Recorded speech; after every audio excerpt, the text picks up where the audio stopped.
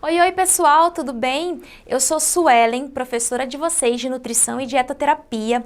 Hoje a gente vai continuar com Nutrição nos Ciclos da Vida, que é o módulo da apostila de vocês, e a gente vai falar ainda sobre gestação, tá? E voltando ao tema da gestação de risco, a gente tem a anemia na gestação. A professora veio falando para vocês nas outras aulas sobre gestação que é importante que a gestante seja suplementada com sulfato ferroso.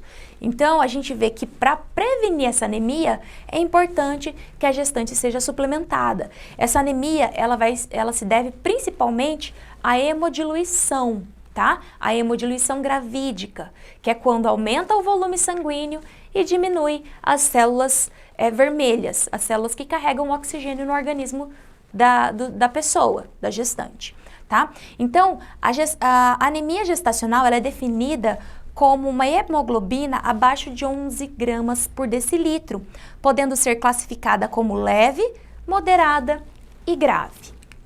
As principais deficiências de anemia durante a gestação é devido ou à deficiência do ferro, à deficiência do ácido fólico, à deficiência da vitamina B12, tá? Ou hemoglobinopatias. Então, essa gestante ela pode ter uma queda de ferro, isso daí vai gerar uma deficiência.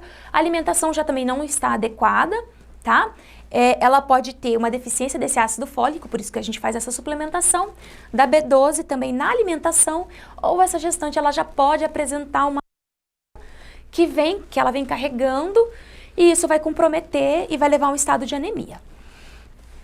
Então, no grupo de gestantes de alto risco, a anemia ela pode decorrer da perda sanguínea, da destruição excessiva dos eritrócitos e a deficiência na sua produção. A gente vai ter aquela hemodiluição, aquela redução na quantidade de hemácias, mas a gente pode ter também uma hemorragia, tá? Então, essa gestante, ela passou por alguma hemorragia e ela vai desenvolver anemia.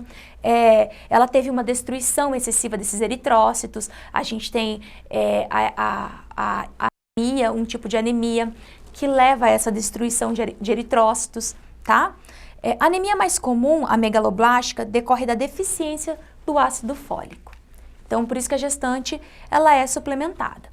O que é interessante a gente está buscando para reduzir esses impactos à gestante, para a gente estar convertendo essa situação e não deixar que essa gestante fique muito tempo nesse quadro de anemia. Então, é importante fazer a suplementação do sulfato ferroso e ácido fólico, assim que diagnosticado, e algumas alterações no hábito alimentar. Então, a ingestão de alimentos ricos em ferro, a gente conhece o fígado, a carne, tá? O feijão, são alimentos que têm uma grande quantidade de ferro, a gente pode estar inserindo na alimentação, pode estar orientando essa gestante a fazer um bom consumo desses alimentos, alimentos verdes escuros, associados com um alimento que tem a vitamina C.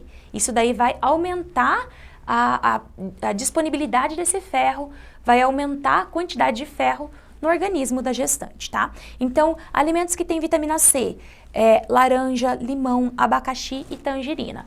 A gestante, ela terminou de se alimentar, fez uma grande refeição, almoço e jantar. Toma um suco de laranja, tá? Ou toma um suco de limão, ou um suco de acerola. Isso daí vai auxiliar na fixação do ferro no organismo. Evitar estar consumindo alguns leites e produtos lácteos, porque ele reduz a absorção do ferro no organismo, tá? E controlar também as infecções associadas a essa anemia. Suplementar com ferro, ácido fólico, a gente já vem falando que a rede pública ela fornece esse suplemento, tá? Então, fornece o sulfato ferroso em comprimidos e encontra-se na dose de 200 miligramas, o que corresponde a 40 miligramas do ferro elementar. O programa responsável por isso é Saúde de Ferro, e ele tem tanto uma suplementação durante esse período de gestação, assim como quando o bebê nasce, tem que fazer essa suplementação também, e o bebê também tem que fazer essa suplementação de sulfato ferroso quando entra com alimentação complementar, tá? E aí a gente vai ter o diabetes gestacional, que é um diabetes que acontece durante a gestação. A gente viu que a obesidade, ela leva a algumas doenças, né? E uma dessas doenças é o diabetes. Então a gente precisa se atentar quanto ao diagnóstico desse diabetes, tá? Porque ele é muito sensível.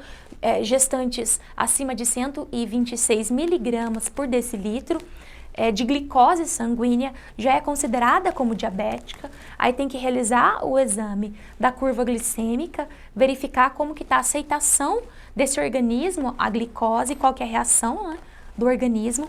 Tudo isso é feito durante o pré-natal da gestante. O interessante é fazer esse diagnóstico antes da 20ª semana, porque depois da 20ª semana o reflexo é muito menor. Esse bebê ele já está formado, ele já está constituído, e aí todas as intervenções eles já vão surtir um efeito muito menor. O interessante é fazer antes da 20ª semana.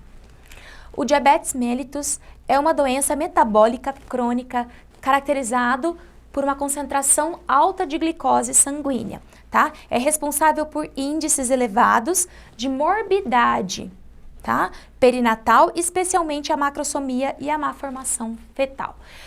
Quando a gente observa na gestação, na verdade na gestação não, no momento do parto, essa criança nascendo com peso muito grande, a gente pode ter um indício de que essa gestante ela teve um diabetes mellitus e não foi tratado. Se há o tratamento, a gente consegue evitar essa macrosomia. Essa macrosomia ela é um risco para a gestante durante o parto, tá? E para o bebê também, tá? Então a gente tem que estar evitando o peso da criança durante o nascimento, ele tem que ser um peso adequado. Crianças acima de 4 quilos já é um indicador de macrosomia fetal.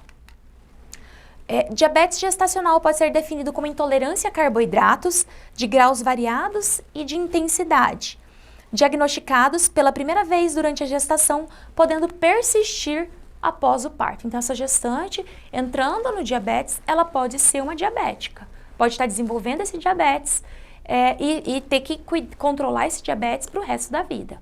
Ou não, ou após esse nascimento, pode ter uma normalidade nos seus níveis de glicemia no sangue, tá? Então, a gente pode ter esse diabetes prévio, ou seja, antes da gestação, essa mulher, ela já era diabética, tá? E aí, ela ainda leva esse diabetes para esse período gestacional. Isso daí compromete, o feto tem que fazer um tratamento. O tratamento do diabetes tipo 1 é o quê? É o uso da insulina, tá? Então, essa gestante ela tem que fazer aplicação de insulina frequentemente para controlar todos os seus níveis de glicemia no sangue. E ela pode também ter um diabetes tipo 2 antes dessa gestação. Então, já é uma gestante obesa, tá? Porque diabetes tipo 2 está associado à obesidade. Então, é uma gestante obesa e que está comprometendo a saúde do seu bebê. A gente tem que fazer uma intervenção orientando com relação aos hábitos, aos bons hábitos alimentares, tá? Bom, pessoal, eu espero que vocês tenham gostado do conteúdo apresentado. A gente se vê nas próximas aulas. Um grande abraço e até mais!